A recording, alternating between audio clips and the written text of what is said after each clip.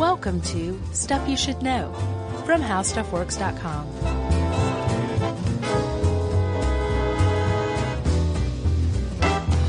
Hey, and welcome to the podcast. I'm Josh Clark, and there's Charles W. Chuck Bryant, and there's Jerry Rowland, the triumvirate, the hat trick, the trio, the triage. Trifecta. In French. There you go. Is that Latin? I don't know. I just know it as a gambling term. Well, whatever it is, it's stuff you should know. Hey, Happy New Year. Happy New Year to you too, buddy. Happy New Year, Jerry. Mouth, Happy New Year. So in real time, this is our first recording of 2018.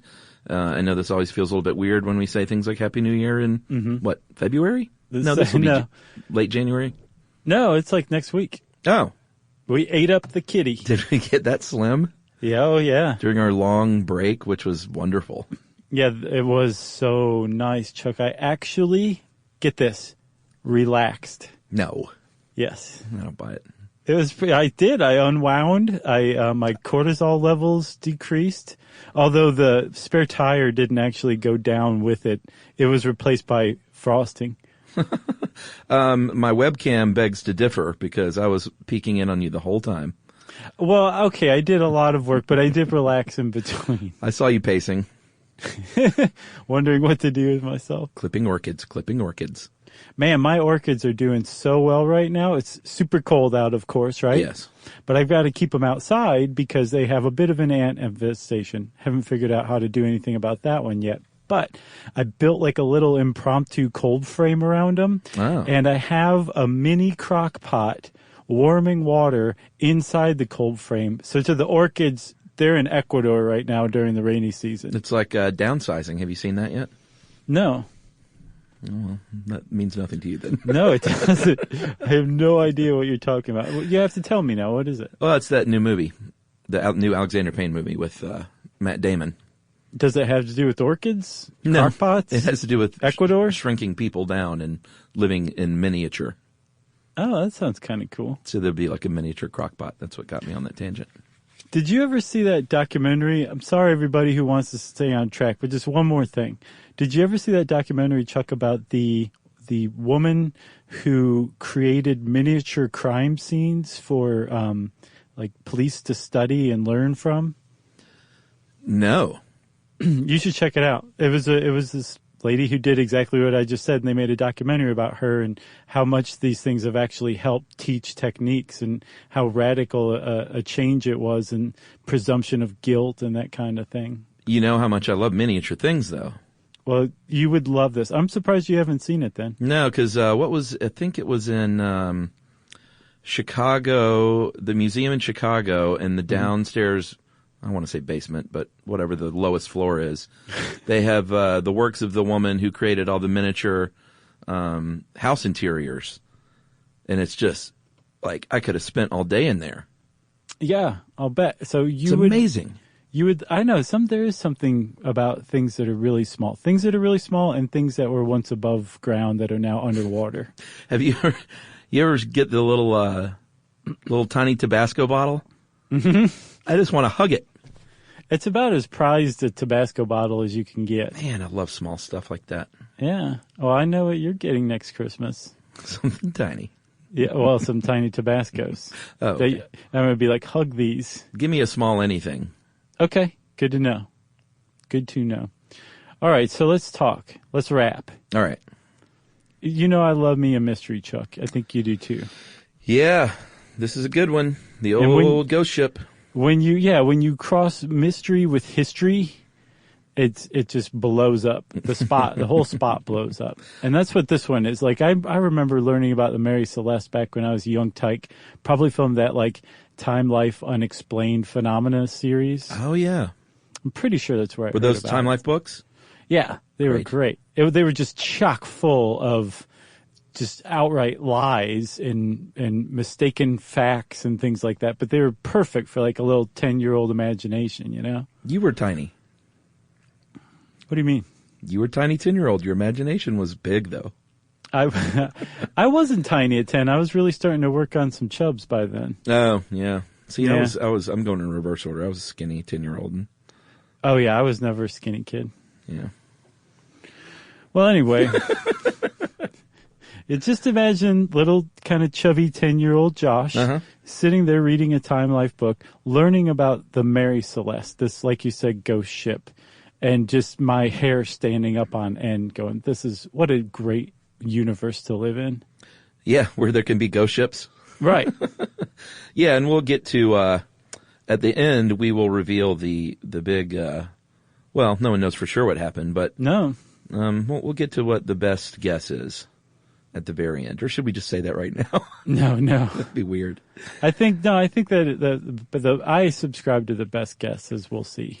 All right, so Wayback Machine time, right? Mm-hmm. But this is our seafaring version. Well, no, we're going to old New York. Okay, so we don't need to get wet yet? No, not yet. Where Daniel Day-Lewis reigns supreme. Have you seen that yet? Oh, no, you're talking about... The Gangs of New York? Gangs of New York. I thought you were talking about the new one, Phantom Thread. Where do you hear about these movies? That's my job, dude. Oh, yeah, that's right. That's right. Yeah, I don't think that movie's even out yet, actually. Okay. At least not in Atlanta. We're like a second tier city. Yeah, that's true, but I suspect not for long, because I think Atlanta's actually surpassed L.A. now as far as like film production goes. Ooh. Have you heard that? I could certainly believe it. Yeah. So does that mean we're second tier and LA's third tier? Maybe so. All right. 2.5. All right. So are you talking early November 1872? Yes, November 4th to be exact, a Monday. Are you talking about the Astor House in New York City, New York? Yeah, man. And this was at a time where, like, have you ever read Devil in the White City? No, man. I still have not read that. You should read it. It's pretty good. But one of the things that the book does is it reproduces menus from these dinners that they had when they were planning the expo. And these things were like, they had chapters, basically. They'd smoke cigarettes in the middle. There'd be a cigarette round because you had to do something to keep all of this food down and help the process of digestion. It was crazy how much they would eat. So I can imagine the food was pretty good at the Astor House in 1872. Yeah, but everything back then was like crown roast and rack of lamb, and it was just like huge trays of beef. Right, live pig that you beat to death at your table and then start eating. God.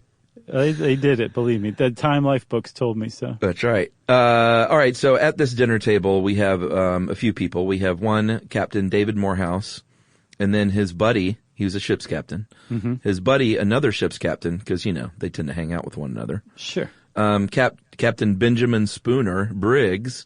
Mm-hmm. And they're sitting down with Briggs's wife, Sarah. And I don't know, did Morehouse have his wife there, or was he batching it? That's not the impression I have. I think that Sarah was there because she was shipping out the next day, too. Okay. I think he was batching it, in other words. But they were good buddies. Both captains, both set sail out of New York for the Mediterranean, and I guess they were just talking shop. Yeah, I mean, I think they both grew up in Nova Scotia, so they may have known each other there. A couple of salty old sea dogs, but good people from all accounts. Sure. And the fact that these guys were having dinner in New York on November 4th, 1872. Totally unremarkable in most senses, right? Yeah. But a month later, it would be incredibly ironic. Oh, yes. And tell them why.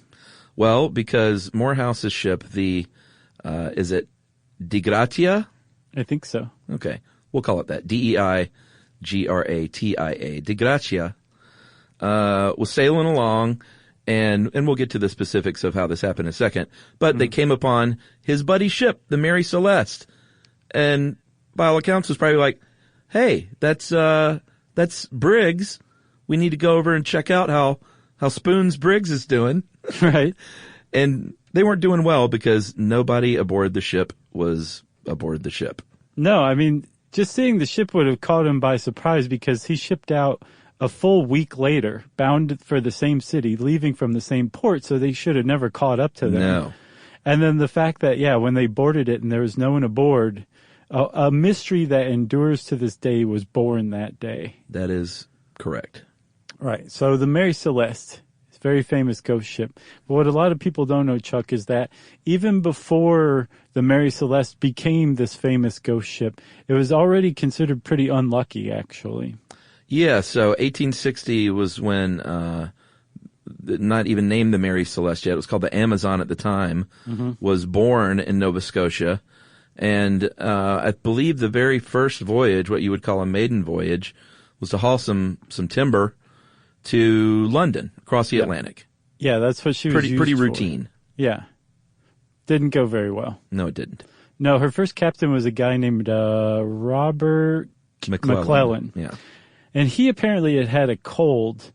And when they shipped out, he took such a turn for the worse that they had to turn around and go back home. And he died 2 days after they got back from pneumonia. Can you imagine back in those days, if you get a cold, you're like, well, I got about a 1 in 10 chance of dying. Right. Maybe even worse than that, right? You know? Yeah. So but think about this. Like, first of all, sailors are fairly superstitious bunch, right? Yes. So a maiden voyage, anything that's like hinky or weird or bad about a maiden voyage, automatically cursed ship. Yeah. So the captain dying on a maiden voyage that can't even be completed, that's a cursed ship right out of the gate. Right? I would say so. But this is also a business venture, so it's not like the owners gave up on the thing. They said, well, just get another captain, you superstitious dogs, and get back out there. And that's what they did. Yes, and captain number 2 was John Nutting Parker. Great name. It is a good name. And he also sailed to London. And when they left, they actually encountered some trouble right off the bat. They hit some fishing equipment off the coast of Maine, pressed on, as you do, and did reach London, dumped off their cargo, set sail for home. And as they set sail for home, they actually sunk another boat in the English Channel. Yes. Cursed ship, cursed ship. Yeah, and that other boat was probably like Pix-a-Lot. Right, exactly. Amazon. Yeah. And the captain of the other ship even stubbed his toe on the way down afterward. It was terrible. Insult to injury. Scene. So again, this is a business venture. The owners said, whatever, that was somebody else's ship. Our ship's fine. We're going to keep doing this London to, or New York to London timber route. Yeah. And they also did some West Indies trade for a while, and everything was fairly normal for a while. And then a freak storm caught the ship. And I'm not a seafarer by any means whatsoever. Yeah, same here. So I don't know if this actually is like an inordinate amount of things to happen to one ship, but it does seem like a lot in just, less than a decade for a single ship. So the first captain dies, second captain sinks another ship, they run into some fishing tackle, and then in October of 1867, she's run aground in a storm and is so bad off that the owners say, we're abandoning her. Yeah, that must be pretty bad. So they literally left the ship there to decompose, or I guess you would call it rot if you're wooden. Sure. Or I guess wood decomposes, right? Or is that just rot? I think rot Same is more thing. slang. Okay. You know? It sounds grosser too. Like cool. Right. And at that point, the ship was bought by a dude named Alexander McBean, also from Nova Scotia. Also a great name. And then the ship is changing hands basically. He sold that shipwreck, and I guess that was just a thing at the time. You would buy a shipwreck, maybe sell it and turn a quick profit. Probably not a ton of money. Mm-hmm. But he sold that shipwreck to a dude who then sold it to another dude named Richard Haynes. So he paid about $1,750 for it, which is about $32,000 according to our favorite inflation calculator, which is West Egg. That's correct. It's just got a good name. And plus it's easy to use, and it's been around forever. Yeah, and they're I think it goes up to 2016 now, which is pretty good. That's pretty good. They're always just like a year behind, which I can respect. That's fine. They need the data. So Haynes went through bankruptcy, and that boat was seized, and then that was sold to a group led by a man named James Winchester.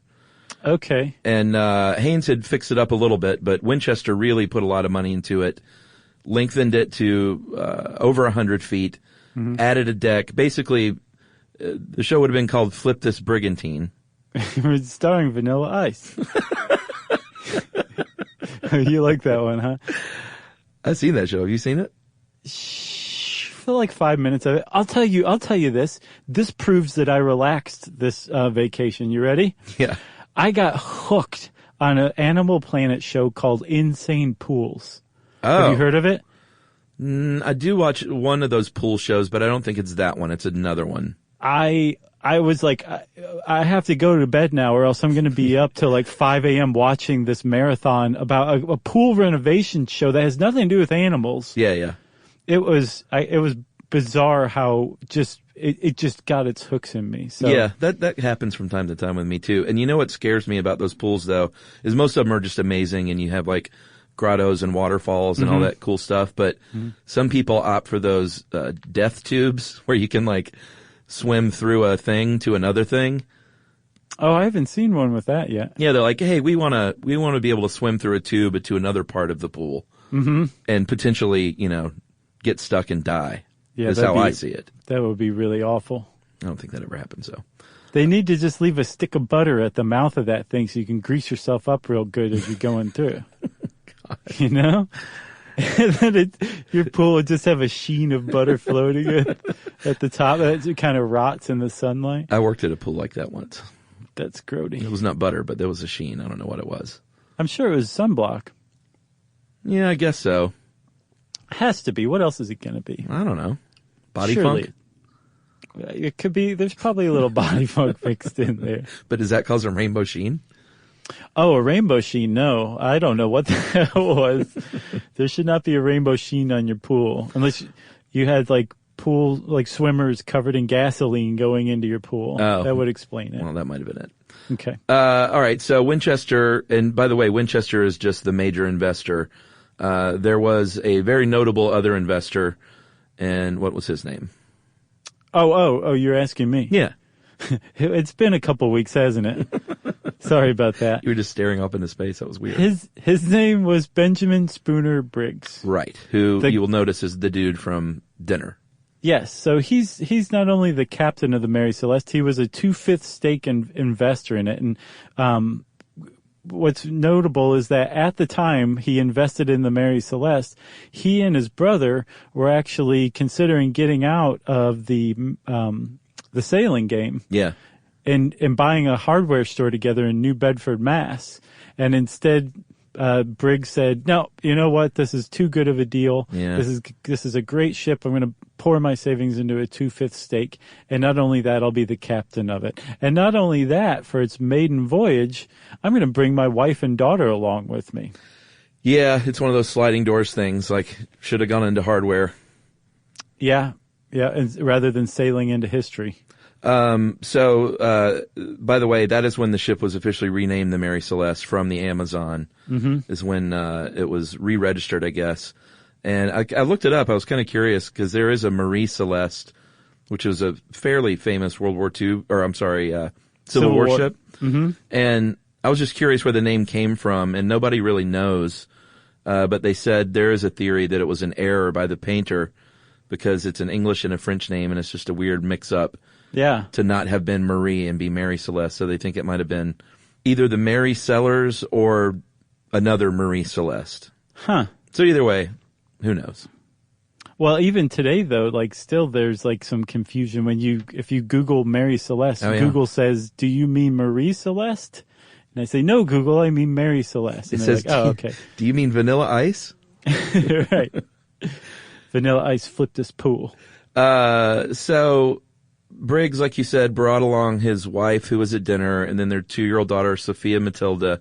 They left little Arthur behind because he was 7 and he was in school, and they said, we don't want to take little Arthur out of school. No, he was already pretty dim-witted, so... Oh, was he? No, I don't know. Okay. But they didn't want to interrupt his schooling, so they said, Arthur, you stay here with some relatives. And they took Sophia Matilda with them. And this was a huge decision. I don't know if this was unusual or not, but whatever. Briggs said, I'm bringing my wife and daughter with me on this ship, on the maiden voyage. And everyone went, oh, brother. I know. They were like, oh, good. This will be fun. We'll not only have to work really hard for weeks at sea, we'll also have to entertain your 2-year-old whenever she wants our attention. Right, and we can't curse. Right, exactly. So that decision, though, probably had some effects on the voyage overall. It definitely had an effect on who Briggs chose for the crew. Yeah. He had his wife, his daughter. He was known as a Christian, an upstanding person. Apparently he didn't drink much, if at all. He was known as fair, just, level-headed, and just an overall honorable person, not just at sea, but in life, as well, back on land. So he was pretty well regarded. I'm assuming his wife was equally well regarded. And because his family was on the boat with him, he went to some trouble to make sure that the 7 crew members that he picked were of upright character themselves, that there weren't any shade balls, because you don't want any shady sailors out in the middle of the Atlantic Ocean with your wife and child. No. You don't want that. So that is to say that the crew of the Mary Celeste on her maiden voyage with Benjamin Briggs, his wife and daughter, were all pretty top-notch dudes by all accounts. Yeah, for sure. So they set sail. What they were carrying was about 1,700, actually 1,701 to be exact, barrels of what's called denatured alcohol. This is not rum. This is not something you're going to drink. It is undrinkable. It is like fuel, basically, industrial fuel. And they finally set sail on November 7th, 1872, bound for Italy, bound for Genoa. And I think we should probably take a break right here. Let's do it. All right, we'll be right back about the haunted ghost ship.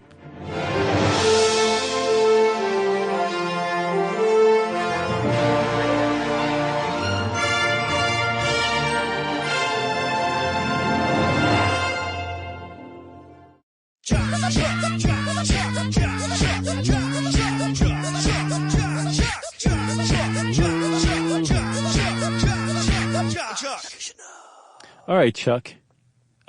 So we're out at sea.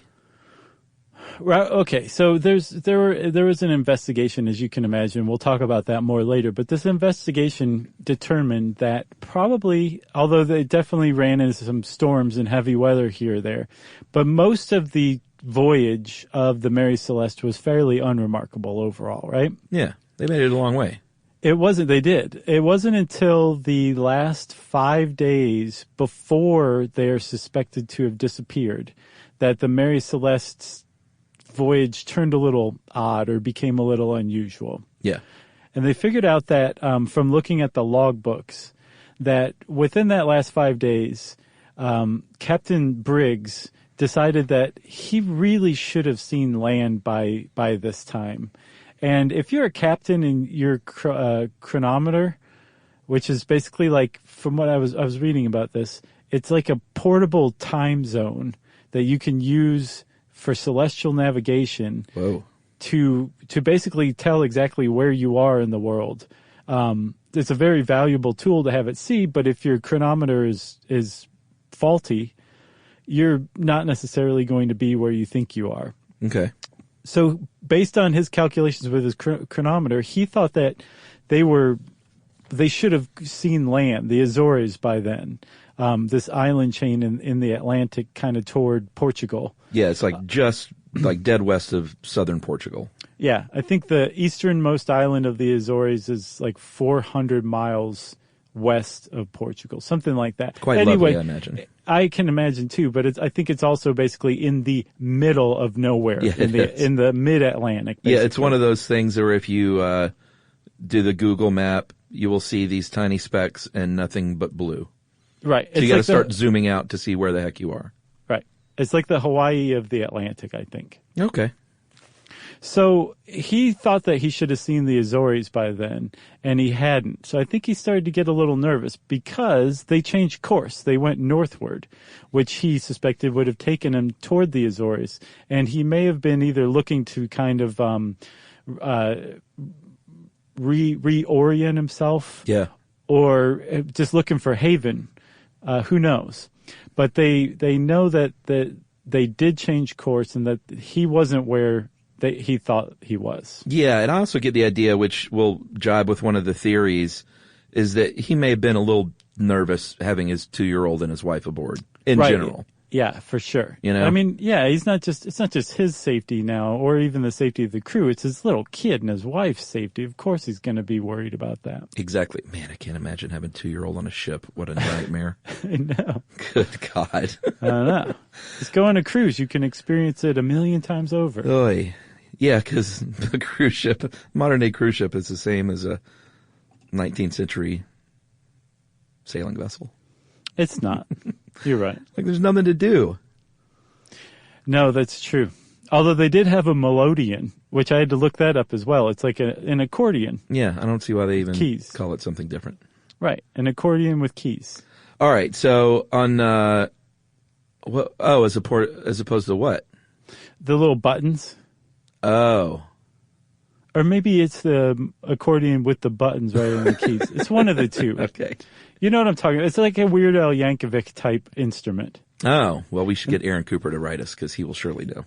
And I'm sure. So they would have had that aboard, which would have been all the pleasure you could imagine. Yeah, like one wooden doll and an accordion is really going to keep a 2-year-old occupied. And the communal salt lick just out there in the middle of the above deck. All right, so the next morning they wake up and the Mary Celeste actually sees land, which I can imagine if you were a seaman out there in the 19th century and you're a little worried, there is no more welcome sight than seeing land. Mm-hmm. You know, after seeing nothing but water for weeks and weeks. So they see land. The logbook says they saw land. They're about 6 miles from Santa Maria, which is the easternmost of the Azores, and this was sort of the last stop before you hit Portugal. Right. I can imagine there was just he just was so relieved when he saw this land. Sure. So the reason we know this is not because anybody on the Mary Celeste told anybody, at least not verbally. They found the logbook and the log slate, which is kind of like you're just keeping track of stuff on the slate before you actually transcribe it into the logbook. And the log slate was where they noted that 8 a.m. on November 25th, the Mary Celeste sighted land, and by their calculations, were 6 miles off of Santa Maria. Right? That's right. So that was November 25th. Yes, they. I guess they just had a nice Thanksgiving. Yeah, maybe. With their salt lick? No, they had food, as we will see. Yeah. So remember the Di Gratia. I think that's it, that last one. So the other ship that was being sailed by his buddy, Captain Morehouse, remember, Seaman John Johnson of that ship said, "Hey, Cappy, there's another ship out here. And it's about 400 miles further east from where that log had placed that ship, the Mary Celeste."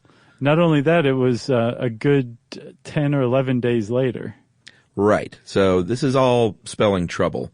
There are only 3 sails set. The rest of the sails had either blown away, weren't raised.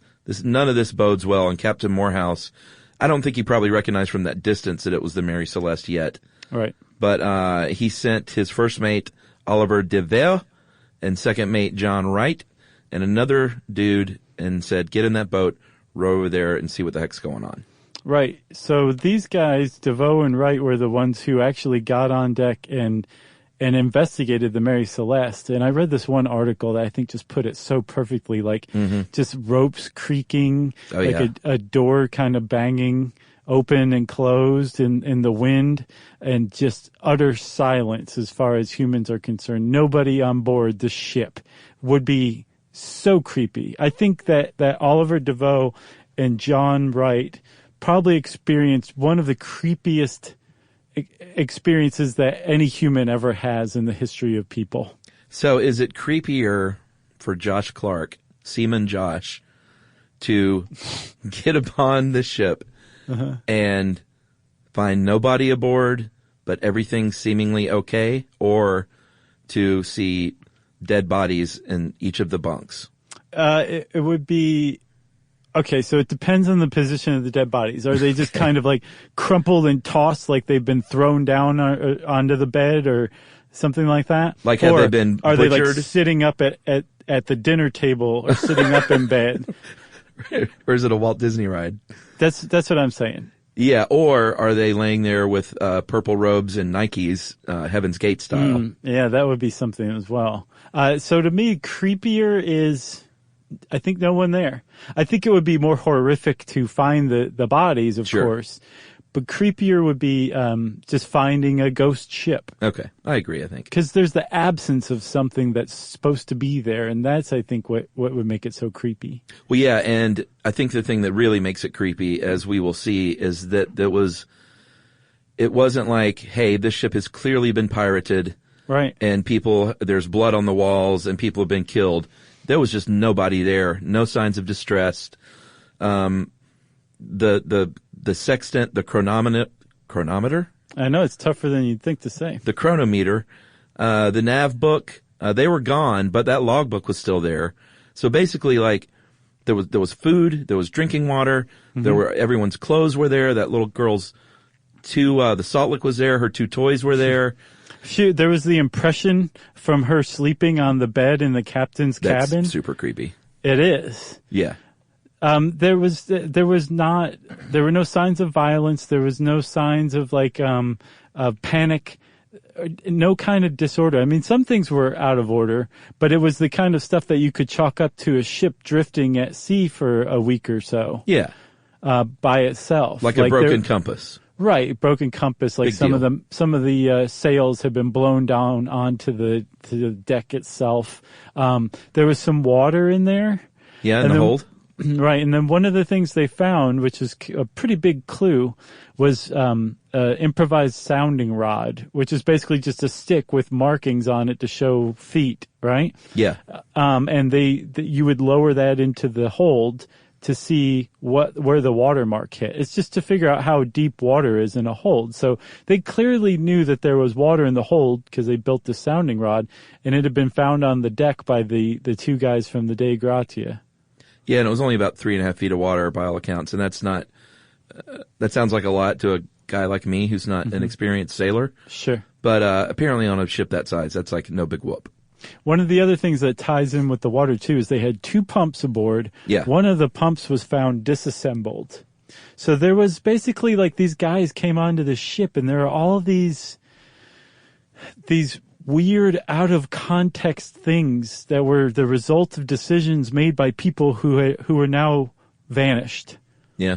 And they had to try to figure this out. But one of the first things that came into their head, eventually, I think when they went back to the Dei Gratia and told Morehouse what was going on, in pretty short order, somebody said, well, we should probably take this ship to Gibraltar with us. How about that? Because there's something called salvage rights, and whether it was your friend who was missing or what have you, you would have been pretty foolish to have just continued on your way and left the Mary Celeste, because what they found pretty quickly, and this adds to the mystery itself as well, the Mary Celeste was totally sailable. Well, yeah, and I don't even think we pointed out that all the denatured alcohol that they were shipping was there and intact. Like, it's not like they had been axed into and like, what would you pillage? Exploded. It was all there. All the gear on board was there. So there was a lot to salvage, in other words. Because not only can you salvage the ship, but the cargo. Exactly. Right. And what it come out to, like, between 45 and 80 grand in today dollars, is what he could have potentially gotten for salvaging this thing. Yeah, because at the time, the insurers owed a reward to whoever salvaged a ship like this. And it could run up to 100% of the value of the cargo or the ship. Mutual of Nova Scotia. Right. Would pay good dollars. Which, I mean, man, you want to see a board stuffed with neck beards? Yeah. Go to that bank. Oh, that's good. All right. So they, like you said, decided to do the smart thing and the right thing and it was his friend, just besides the fact that, I mean, anyone would have tried to salvage the ship, but it was also his pal. So I think that probably had a little to do with him saying, or maybe it was just all the money. No, I think it was both. I'm sure he was concerned. I've read accounts that he was concerned by this. He said, "I very concerned." Yeah. The end. So they take this boat. They actually took, there was 3 guys. One of them was Oliver DeVoe, who was the first mate of the Dei Gratia. He was in charge of sailing this. Yeah, very important note. Yeah, he sailed with just 2 other guys. The Mary Celeste. They pumped out the water from the hold. They fixed the sails, and the night of the day that they found it, they set sail for Gibraltar. And just 3 dudes sailed this thing successfully 1,000 kilometers from where it was found onto Gibraltar. Not bad. Where they took it to the salvage court and said, "Pay up." That's right. And this is where things get a little bit weird, because there was a man there, the Queen's Proctor in Gibraltar, by the name of Frederick Solly Flood. Man, that could not be more British. I know. And he basically said, this is, you say there was nobody there at all. There's no explanation for any of this. And you want the equivalent of 2017 dollars of $45,000 to $80,000? Thank you, West Egg. I think that was in their dollars. 1872 dollars. No, it says contemporary estimate. Doesn't that mean? No, contemporary at the time. Oh, okay. I think that was an estimate in their dollars. Is there such a thing as contemporary at the time? Doesn't that always mean now? I don't know. I could have gotten it wrong. It's entirely possible. All right. Well, it's 2018, and we're just figuring stuff out here, folks. So give us a break. So it's in their dollars, so I'm almost positive. Okay. Well, at any rate, he was Solly Flood said, "This is seems really hinky to me, guys." And DeVoe, you, sir, since you boarded the thing first, you sailed it here. You are the star witness in this case. He gave his testimony. It was very clear. Nothing weird about it. He was very honest because by all accounts, he had nothing to hide. And, but Solly Flood just was suspicious from the beginning. Yeah, so much so that during this investigation, and this would be like going to probate court, and all of a sudden the representative for the state accuses you of murdering your grandma, whose estate you're in charge of taking through probate. Yeah. And then suddenly there's this murder investigation without any evidence you. of anything. Right. Just based on the prosecutor's suspicions, right? Well, and that Granny disappeared without a trace. Well, oh yeah, that's a big one too. I forgot that part. But you know. But so that's basically what happened to these guys. So they were pretty surprised by this. And Solly Flood launched this investigation. They inspected the Mary Celeste. They found marks on the railing, which Solly Flood was like, these are clearly hatchet marks. There was discoloration on Captain Briggs's sword. This is clearly blood. Well, it turned out that the hatchet marks, the axe marks, were actually from the construction of the ship. That wasn't axe marks, so no violence there. There wasn't blood on Briggs's sword. It was just rust. But Solly Flood was so determined to prosecute these guys that he suppressed the test results that showed that this was not blood on the sword, that it was actually rust. He really wanted to get these two. Well, yeah, and here's the deal. I think things really ramped up when here's what happened. Before all of this, deep investigation, remember, Morehouse still has his ship that was waylaid. And so he says, hey, DeVoe, I got to stay here for this thing to collect this dough. You just go on to Genoa. You've already testified, and take our cargo of petroleum because I got to get this stuff here. I'm losing money. Right. And so he did so. And so all of a sudden, Solly Flood was like, whoa, whoa, whoa. He was the number one witness, and you've just sent this guy away. So now I'm super suspicious. Yeah. But DeVoe came back. He's like, what's going on, everybody? What's the big deal? Here's some salami. So finally, Solly Flood just couldn't come up with any evidence of foul play, but apparently did raise enough suspicion that the probate judge said, you know what, we'll give you guys a reward, but it's going to be like 1/10 of what you actually deserve. Yeah. So they got a reward of 1,700 pounds, which was jack, even in that day. Yeah.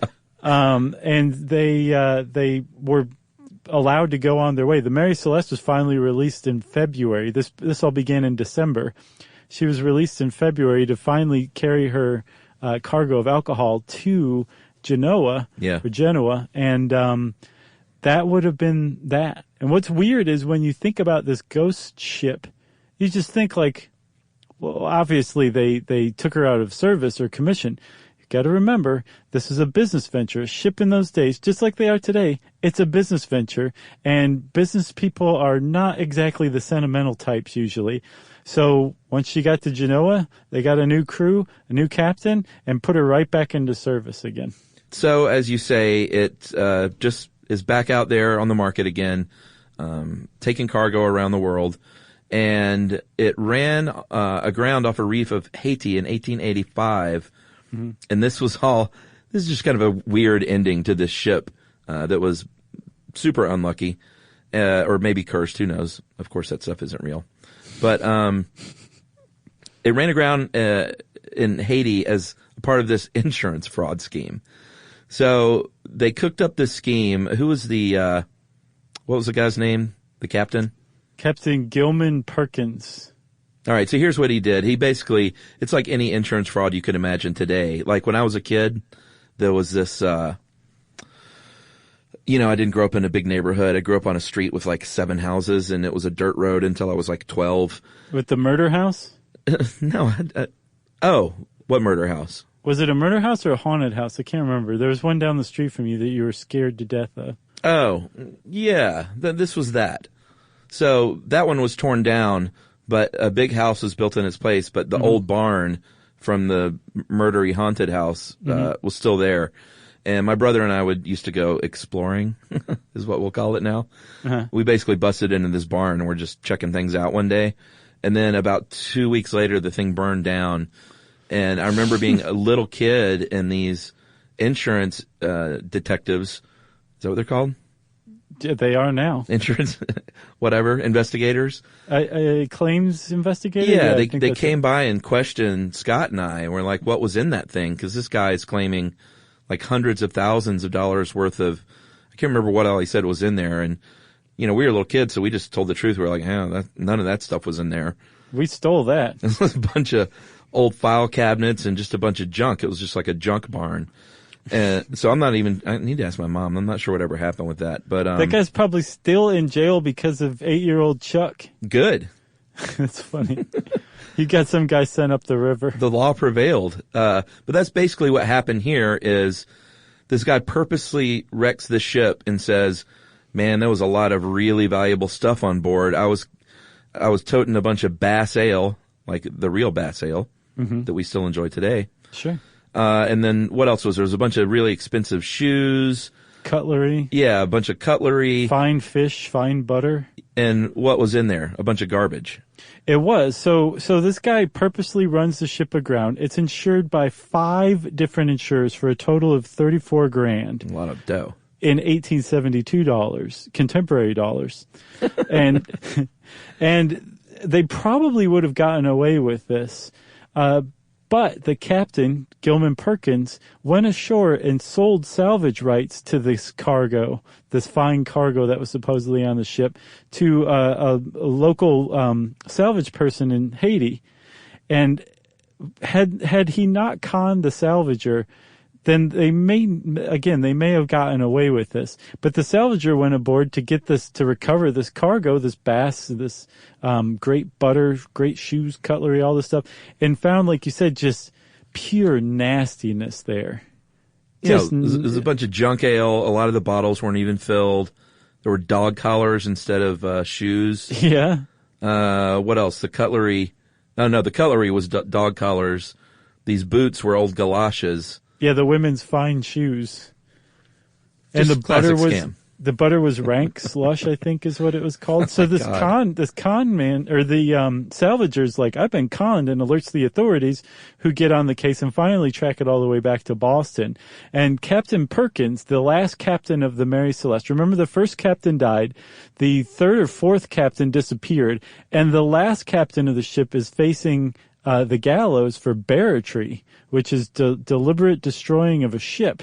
That's a great crime. Narrowly avoided being executed for it. I think the jury came back 7-5, and he got off. Just narrowly avoided being killed for it. Yeah, I don't know why he got off.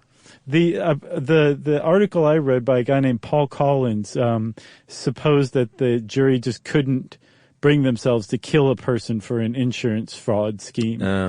And that was it. And actually, a couple of years after, they changed the law so that barratry was no longer a capital offense. But you could still get in big trouble for it, but a jury would be more likely to convict if it didn't mean your death, you know? Right. So the Mary Celeste run aground on this reef met its fate when, I guess, the government of Haiti paid for it to be doused in kerosene and set aflame. All right, well, let's take a break, and we'll come back and talk a little bit about how the legend of the Mary Celeste lived on, and then what may have actually happened that fateful day in November.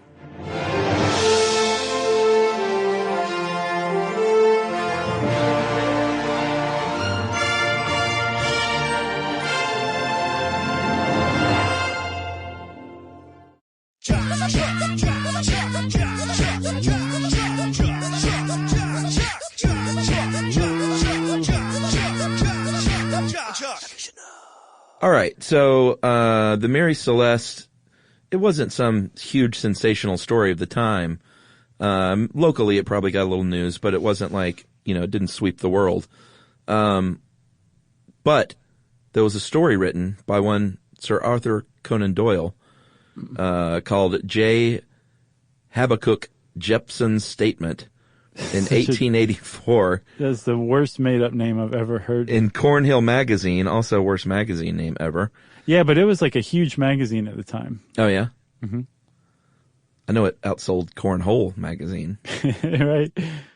So he writes a story, and what it is basically this sensationalistic fake account of the Mary Celeste, but everyone takes it as real.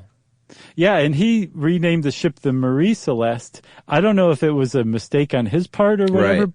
But that also muddies the waters these days, too, as far as Google searches go. Yeah, so everyone thought this thing was real. All of these, basically, it presented a bunch of things as fact, made up a bunch of stuff like the tea was still hot and steaming when they climbed aboard, and the beds were still warm, and it was sailing perfectly and fully sailed, and breakfast was half eaten, and like there's a cigar still burning. None of this stuff was true. It was all cooked up to make the myth just even creepier. But a lot of people, even today, still think that stuff is kind of true. Mm-hmm. You know? Did he make all that up, or was it just kind of added to later on? Well, I think I don't know what exactly he made up, but it basically over the years. Mm-hmm. Everyone just started adding stuff like that. The lifeboat was still there, Right. Like gotcha. none of that stuff was true. Right. So, all of those facts, I'm making scare quotes as you can see, they lend credence to like really outrageous solutions to this mystery, right? Yeah. Like there've been a lot. Well, some aren't exactly outrageous or preposterous. They're just the evidence doesn't support them. Some are just totally outrageous, right? Yeah. So you can kind of divide them into different categories, like the natural phenomenon. There could have been a sea quake, which I guess happens, and that usually disturbs the sea above when the seafloor has a massive earthquake. Water spouts, rogue waves. Remember, we did a really good episode on rogue waves. Oh, yeah. Remember that one? Giant squid, giant octopus, which That's a good one. fall under the subcategory sea monster. That's the natural stuff. Sigmund the Sea Monster? Yeah. All right, then there's piracy and murder. These, just for the time, would make a little more sense. Like Conan Doyle said that there was an ex-slave bent on revenge who just wanted to kill white people. Mm-hmm. And that was in his story, so that clearly ramped things up. There was a movie in the 1930s with Bela Lugosi that he was one of the crew members was a murderous sailor. Mm-hmm. With a hook. Oh, really? Mm-hmm. All right. Well, they always had hooks. Captain Briggs was overcome with religious mania, killed everyone on board, including his family. Yeah. Then killed himself. Then there was the mutiny theory that everyone got into this alcohol that you couldn't even drink. No, he would die like almost immediately. Yeah, I guess just got the drunken murders, the drunken murder rampage. You know what happens when you drink a little? You just want to kill. Right, exactly. Wait, do you remember, I guess in our Prohibition episode, it was shown years on that the U.S. government had poisoned the bootleg hooch supply with denatured alcohol, and people died and went blind from it. This is this stuff. Yeah. That's what they put into the supply. Well, and then there's the kind of mundane piratry, like, hey, this was where there were North African pirates, and that's probably what happened. It was just a regular run-of-the-mill pirate operation. Yeah, but whether it's like any kind of violence, like a religious fervor or pirates or something like that, there was not any sign of struggle. No. Remember, and the one lifeboat was missing. So it would seem that if they got off the ship, they probably got off willingly, rather than there having been some sort of violence.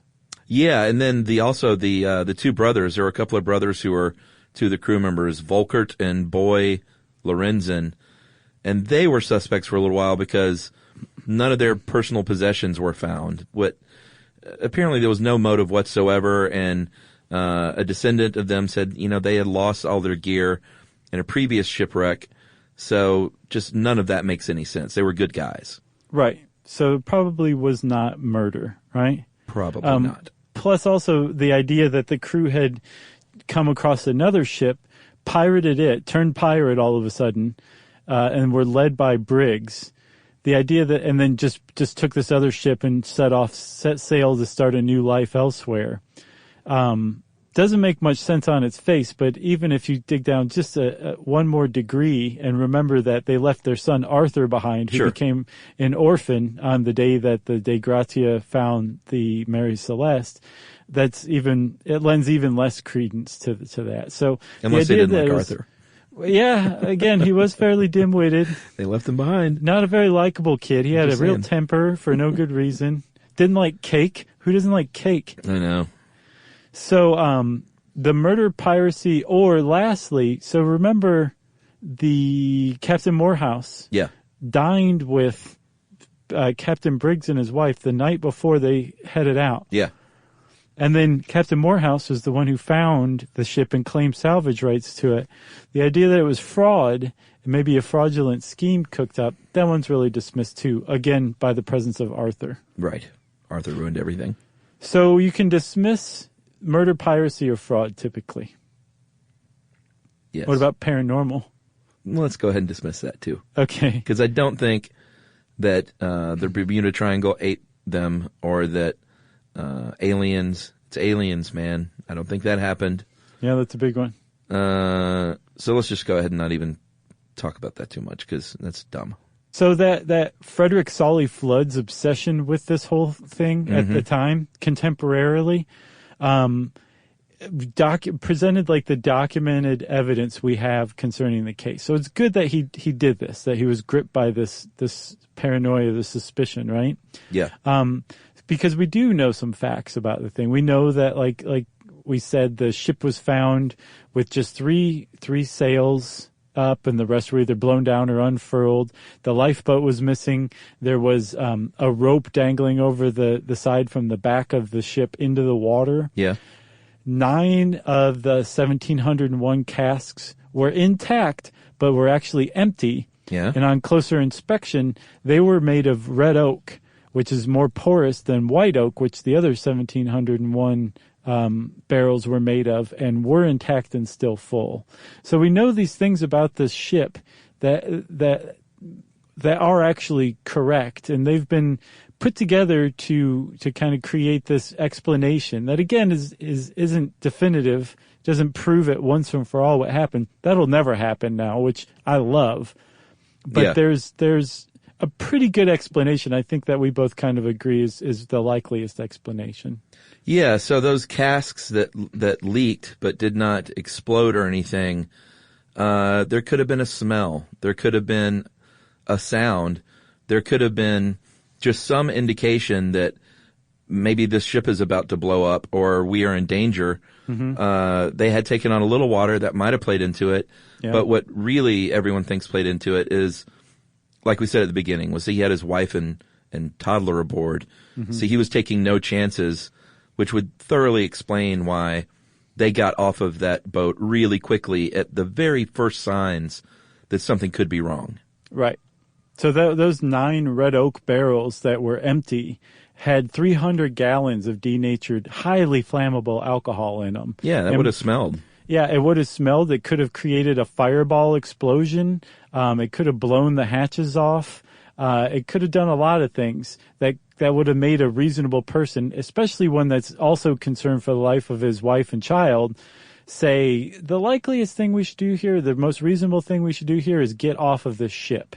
So considering that there was this alcohol aboard, some of it was missing, and that the lifeboat was gone, and that the logbook showed that they were within sight of land the last time they'd made any kind of entry, supports the idea that they had all gotten into the lifeboat willingly because probably that alcohol and then the water that the ship had taken on. Yeah, and apparently in 2006 there was a study at University College of London where they tried to reproduce what that explosion might have looked like and sounded like, and they did it with butane. So I guess, is that about the same thing? I don't know why they used butane instead of alcohol vapors. I have no idea why, but they feel like it was pretty definitive. Yeah, and so basically it caused a big brilliant flame and made a sound, but because it was this vapor, there was no.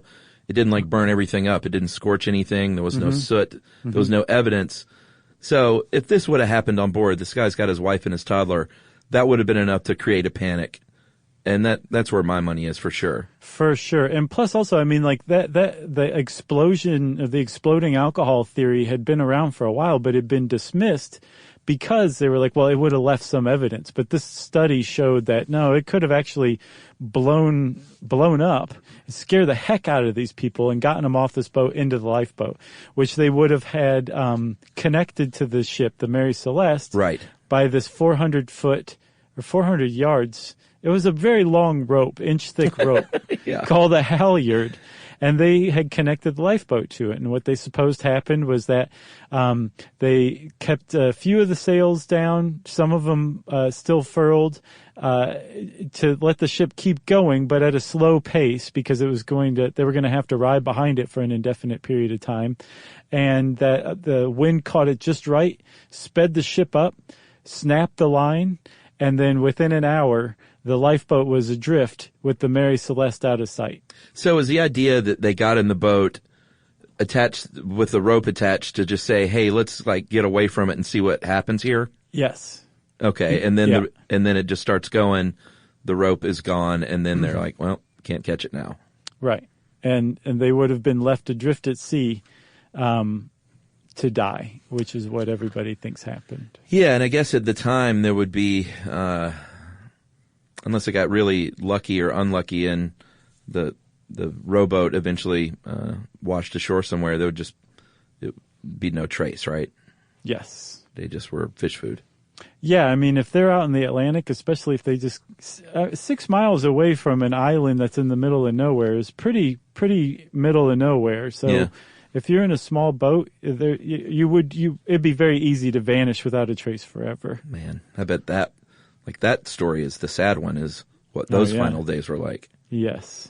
That kid, man. Yeah. Heartbreaking. So that's the story of the Mary Celeste. Good job.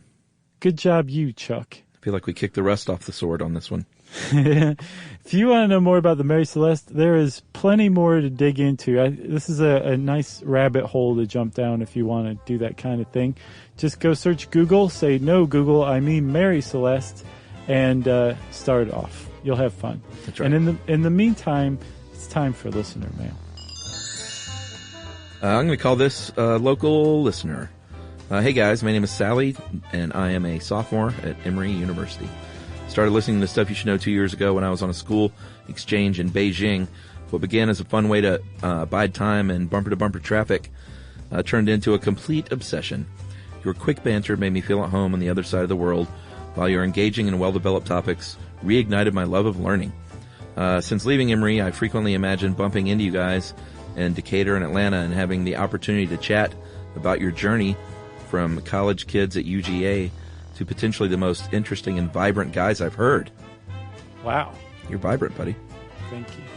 I'm fascinated by how you do what you do, and there's nothing I would love more than to be a fly on the wall of the show. From your creative process to your tangential tidbits, whatever topic you happen to be covering, I am fully captivated by every facet. It's nice, huh? Yeah. I still have not declared a major. She wrote a lot more really nice stuff, but I had to edit it for content. Sure. Or for time. I have still not declared a major, and I'm still essentially a ball of frenetic energy. But you guys have helped me because you helped me tap into that frenetic energy and productively exercise my burning, insatiable desire to learn, to think, to question, and to grow. Now as a young adult, and until the nurses need to pinch my oxygen tank and physically made me stop. Well done. A million thanks. That is Sally Jinks.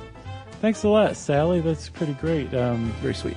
Yeah, it is. And good luck with the rest of your schooling. Okay? Agreed. If you want to get in touch with us and pay us some high compliments like Sally did, we're always down with that. You can tweet to us at Josh Clark or SYSK Podcast. You can hit us up on Facebook.com/StuffYouShouldKnow or /Charles W. Chuck Bryant. You can send us all an email to StuffPodcast@HowStuffWorks.com. And as always, join us at our home on the web, StuffYouShouldKnow.com. For more on this and thousands of other topics, visit HowStuffWorks.com.